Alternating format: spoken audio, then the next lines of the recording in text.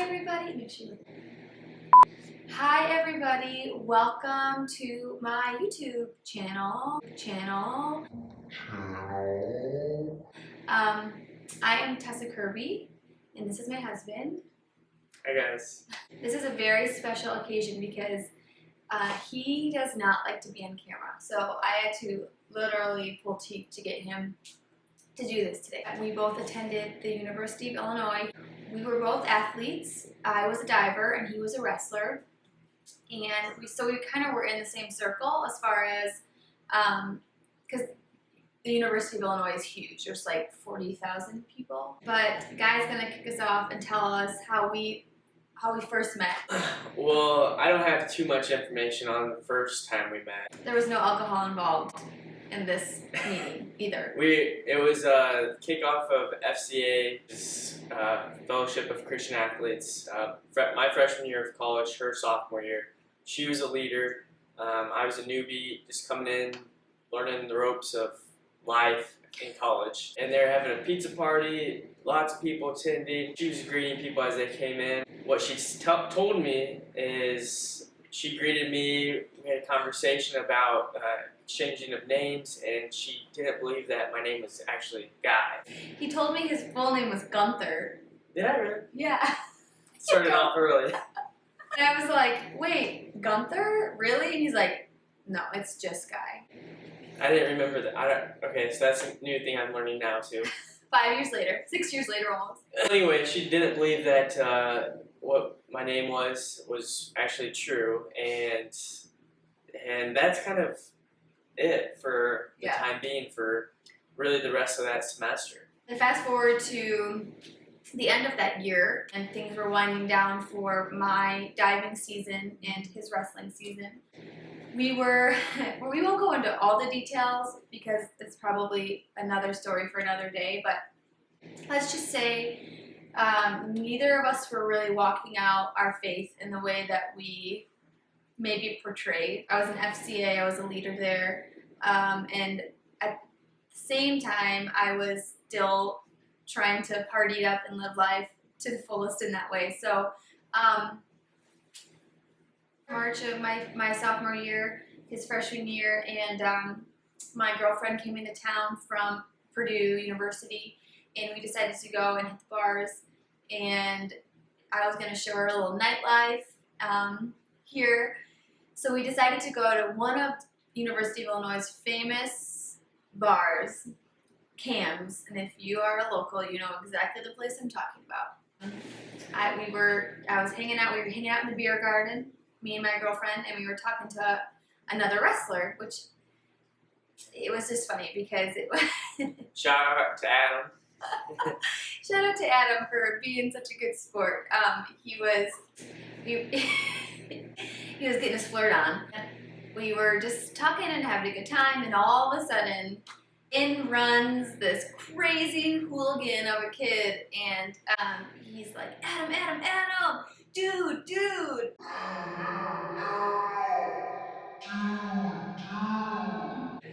And me and Adam were conversing here, and here comes this guy. And I just kind of I can be pretty cheeky at times, and I made this remark of, oh wow, it's really nice to meet you. Thanks for cutting in our conversation. And I was being sarcastic, but he was like, oh, I'm so sorry. I'm Guy. And I said, I know, we've met before. And he said, we have? Yeah, you don't remember me? And he was like, and I have no recollection of ever meeting you. And I'm like, are you kidding me? And so the first thing I'm thinking is, wow, this kid is an idiot. I don't know how he would remember me. And I am just appalled, but I still thought he was really good looking. I was like, whatever, I'll just give this kid a second chance. And I said, hey, let's go dance. And he's like, okay. Which is funny to me now because he's not like the get on the dance floor type. Far from it. But he was so willing. So we did a little bumping and grinding, which I never did either in college, which is so weird to me. The best part about it was Adam, who's how tall? 5'9", maybe Yeah. 5'10", tops. And then her friend Rachel, who's 6'1". Was a volleyball player at Purdue University, and they were. They're dancing with us just to like appease us getting together and dancing, and she's doing like a squat to dance with him, and I don't know if they were having a good time at all. They probably wanted to get. All I know is my far girlfriend away. was like, my knees are hurting so bad from squatting with this kid. I think, I don't even remember, in the middle of the song or end of the song, he says, I gotta leave, my buddies are over here and I have to go. And I thought that was really lame because I was like, we're dancing. But apparently he had other obligations. He said, but wait, can I get your number before I leave? And I was like, whatever. And so we parted ways, and that was that night. that night. But then, you don't remember? Hey. I texted you the next day, maybe, I don't know. Oh, he texted me the next day wanting me to come to one of his frat parties. Oh, the frat party, yeah. And I agreed. I said, yeah. It was one of the best frat parties of the year. We're having a foam party, so. No, it wasn't a phone No, party. it was a foam No, party. it wasn't. No. Because that was the one you came to. No, it wasn't the phone party. Parties. That was like towards the end of the. Yeah. I don't know, I think it's It the was foam not party. a phone party. It's because- probably the foam party. Yeah. It's questionable. Okay, wow. So we were still disagreeing He on doesn't this. have a really good memory. I do. I'll go over this part. Oh, was this one where I invited you and you didn't come? He invited me to his party and I agreed to go. At the same time, I made other plans to go to another party. Yeah. You know, wanting to have all my options open, and so I ended up like last minute canceling on him and not coming to the party. But Which then, was probably a good decision. it was? Yeah, I don't remember that party, so it probably wasn't a very good party. Maybe because you weren't there. Maybe because you were really drunk. He texted me again and again and again. Every day, I think he texted me. Just A little overboard here. He wasn't like a stalker. Like literally, he would say, "Hey, what's up?" And I'd say, "Not much," and then that's it. Unless it was like, "Hey, there's a party tonight." You know how I said he came to that first FCA meeting? Yeah, he never came to another one for the rest of the year until we met again for the second time, which was really his first time again. And I was like, whoa, what are you doing here? And he played it off like, oh, I thought I'd just come to an FCA meeting because I was invited. Get my Jesus on. All of a sudden. Then, over and over, this kid kept showing up everywhere I was. She's making it sound like I'm stalking her, which was not the case whatsoever. So all of my girlfriends were like, Tessa, what about Guy? You need to talk to Guy. And I'm like, he's so quiet and I don't know. I don't even think he's really that into me. He doesn't even like really say much. But they're like, but he's texting you. And I'm like, whatever. Where he invited me to things and I agreed to come and then didn't come. I was on going down the wrong path at the time. I'm from Michigan originally, so I was going home that summer. A week after being home, I got this phone call. I thought he was butt dialing me. All of a sudden I hear like, shh, hello? And he's like, hey, Tessa, it's Guy. I'm like, hey, what's up? He's like, oh, not much. I'm just riding down the road in my tractor. And I just started laughing like, this is a joke, right? Nope, I'm in between mowing jobs and I thought that I'd give you a call. You want to add to this? I don't. Go ahead. So I was like, oh, okay. And he was like, yeah, I just thought about you and I thought I'd just give you a call and see how you're doing. How's home? How's Michigan? And it was just like, I was really thrown off. 2 weeks later, I had to come back to Champaign, to come back from Michigan to Champaign for an FCA convention. And like I said, I was heavily involved with FCA. This kid wasn't. And so this was like a huge convention for all the FCA programs across the country coming together for this convention. And it was in Missouri, so I had to drive down to Champaign, or was it Kansas? Whatever. I had to drive down to Champaign, and then all of us were going to get on a charter bus and go down to this convention. conference. Kansas City, Missouri. Kansas City, Missouri. And I get on the bus, and there's this kid sitting on the bus. Keep showing up. And I was like, hey. We didn't really talk the bus ride down. We didn't really talk at all that weekend. Talked on the way back on the charter bus. What? You don't remember that? No. You on the way home. You tell this part. I don't know. So I had a backpack full of clothes in my seat with me. And I think like I went back to the bathroom, and while I was in the bathroom, he like took a pair of my running shorts, like Nike like running athletic shorts. They're the ones that you'd see like a marathon runner wearing that come up really high. They're just and they have really, like the built-in underwear and stuff. They're really lightweight kind of material. And I was like, those are my shorts, and he was like, yeah, and I'm taking them and I'm gonna keep them. And I was like, no, but those are my shorts. I was really confused why he took them. We get back to Champaign, and everybody is saying goodbye and leaving, and it was a really emotional time because I had met some really good friends there. We were leaving, and I was like, hey, wait a second, I need to get my shorts from you. And he's like, oh yeah, well, we're all gonna be meeting up to play sand volleyball, so I'll just give them to you when we get there.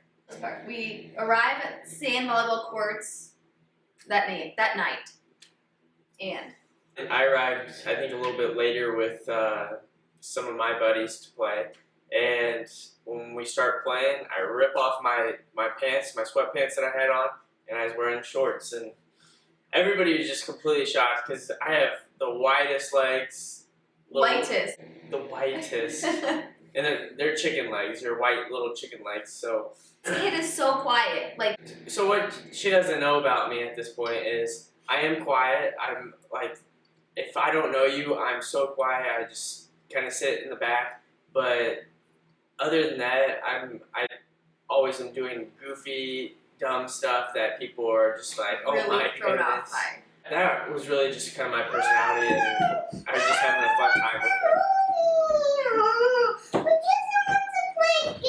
And this is our 4-year-old daughter who is whining. Come I here. feel like this story is changing.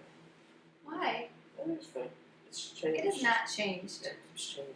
And after that volleyball game, we were in my apartment, and I said to him, okay, dude, I mean, I don't remember the exact wording, but it basically something along the lines of, I know that you like me, you're different, and I really like you. I was really starting to like him. Like, I did not ever see this kid as a potential boyfriend, and all of a sudden he was like catching me off guard, and it was really different. Like, it was so much different than any of the other guys I dated in college. And in my mind, I was like, I'm ready to give this kid a shot if he's willing. And so I said to him, you know, like, what's the deal here?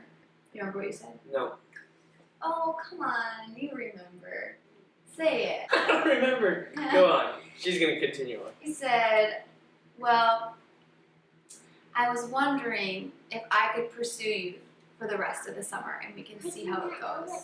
Right then and there, like, my heart melted, because I was like, never in my life has a guy ever asked if he could pursue me and be intentional about it, and not just say like, yeah, let's just like hang out and see how the summer goes or whatever. It was like he really wanted to intentionally see where our relationship could go. Like, within like 3 or 4 months, we were saying I love you, and which I'd say I never threw that around lightly. I don't know about you.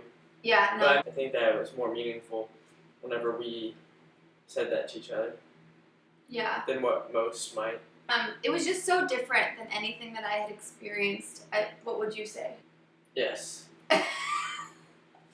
Just, and also we didn't mention that after we came back from that FCA conference, and after he had said, hey, can we kind of pursue you this summer, we had both agreed that we were really going to lay down our party lifestyle, and that together we were going to hold each other accountable to living at a higher standard, intentionally seek the Lord in every aspect and not live on both sides of the fence. You know, that's not to say that we didn't struggle with other things. That's another story for another time. I think we really loved each other right out of the get, and it was not right out of the get, obviously. But all that to say is all that to say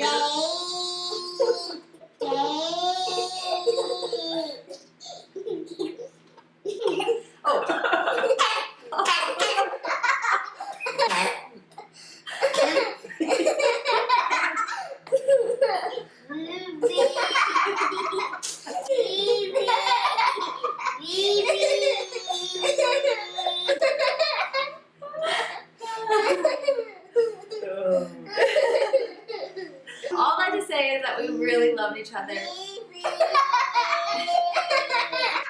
And here we are now. That's our story, and we're sticking to it.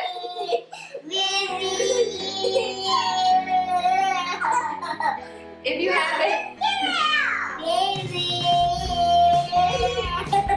Okay, if you have any questions, let us know. And we'd love to hear your stories too of how you guys met. Yeah. Happy Valentine's Day, everyone.